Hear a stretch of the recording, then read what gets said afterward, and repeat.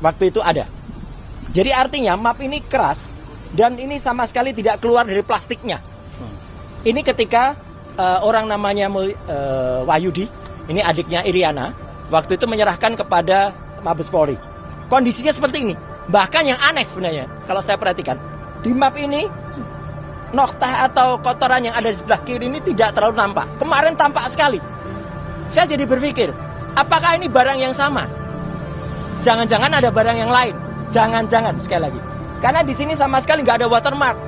Sama sekali nggak ada emboss. Kenapa? Karena waktu itu kita belum mempermasalahkan watermark, belum mempermasalahkan emboss. Jadi jangan-jangan ada modifikasi lagi yang dilakukan terhadap ijazah yang ada di sini. Kenapa? Karena watermark dan embossnya itu tipis sekali.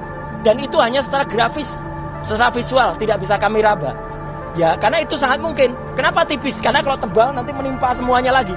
Nah, nanti saya jelaskan. Kenapa saya bisa melakukan analisis ini? Izin. Saya harus terangkannya. Mohon maaf sekali lagi. Jelek-jelek gini. 30 tahun yang lalu saya adalah juara nasional lomba fotografi. Juara nasional loh, juara 1.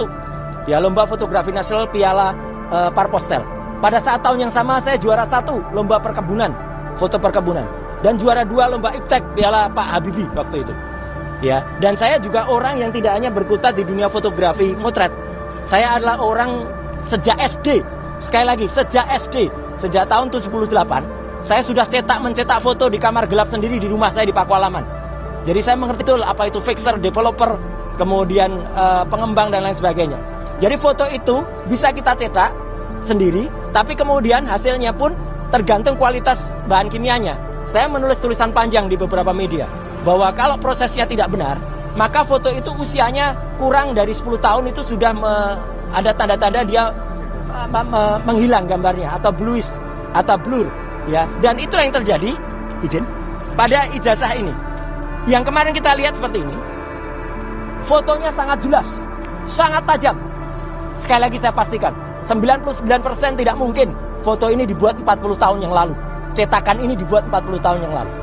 Kalau cetakannya dibuat kira-kira baru sekitar 10-15 tahun yang lalu mungkin. Karena sangat kontras, maaf. Sangat kontras. Tidak mungkin foto sangat kontras ini. Apalagi dulu di Jogja hanya ada beberapa studio foto profesional yang saya sebutkan dalam tulisan panjang saya. Ada Star, ada Huasin, ada Likong, ada Arta Duta, Joni Hendarta, Heri Gunawan dan sebagainya. Kita sebagai mahasiswa nggak kuat untuk nyetak di situ.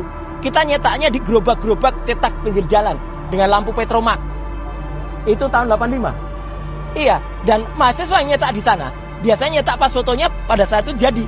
Tapi lihat 10 tahun, 20 tahun lagi, pas fotonya hilang, sudah memburam. Ijazahnya Bang Resmon saja, yang kira-kira usianya baru 20 tahunan aja, gambarnya sudah memudar, sudah nggak kelihatan lagi itu Resmon atau tidak. Ya, jadi di sini kelihatan benar bahwa ini sangat tidak mungkin. Dan apa yang tadi dikatakan kelihatan emboss dan juga watermark, itu hanya secara grafis. Watermark itu kalau dia ijazah benar, dia sangat tajam seperti ini, maaf. Nah, ini ijazah benar ini. Watermarknya nampak betul. Embossnya pun juga nampak betul dan bisa diraba. Bagaimana kita bisa meraba kemarin, ya? Ijazah itu ada dalam stop map dan ada plastiknya. Sekali lagi tidak bisa dikeluarkan atau tidak boleh dikeluarkan. Kalau dikeluarkan kita bisa intip. Ketebalannya kira-kira berapa itu kita bisa intip karena harusnya tebal, tidak setipis itu. Itu ya teman-teman. Dan kemarin, izin. Ada yang aneh. Bagaimana bisa Polda Metro memastikan dua ijazah ini identik. Ini dari versi Mabes Polri pada tanggal 22 Mei. Ini pada tanggal kemarin di Polda Metro kira-kira. Coba lihat mana yang identik. Ini dikatakan identik. Yang satu saja sudah jelas, satu terlipat hitam putih dan proporsif. Kalau ini malah logonya proporsif segi 5. Kalau ini logonya pating pletrot, ya artinya logonya tidak benar karena ini hasil ditarik-tarik. Jadi itu jelas ya, secara teknis saya tetap mengatakan, dan itu langsung saya seperti Bang Rostam ketika lihat itu saya langsung lihat 99,9% palsu. Ya, tetap satu sangat kontras, kedua watermark tidak bisa kelihatan ya secara jelas ya. Ada tipis-tipis tapi itu kayaknya hasil reprinting ulang. Kemudian emboss sama sekali nggak bisa dirasakan. Emboss itu harus dirasakan.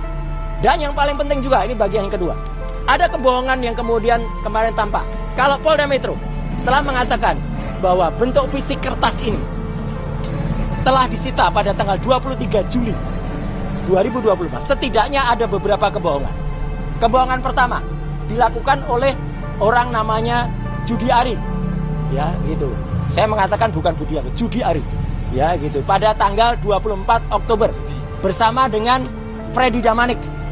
Yang itu mengatakan kalau ijazahnya asli. Budi Ari mengatakan begitu.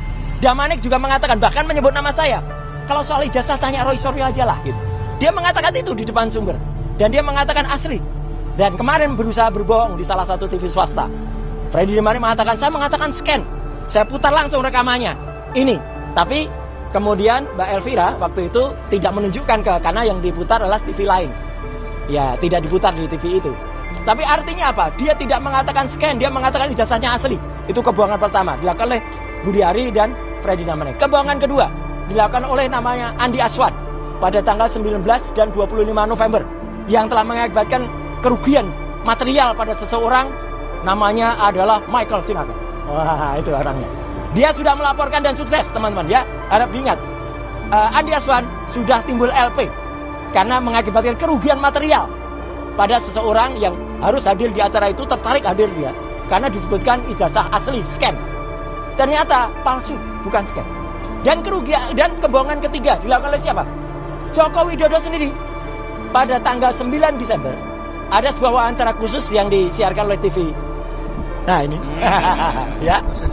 Ya, nggak usah disebut TV-nya ya, gitu. Dia mengatakan di rekaman itu ketika diwawancara oleh Mbak Friska Clarissa, ya, dia mengatakan ijazahnya saya pegang kok.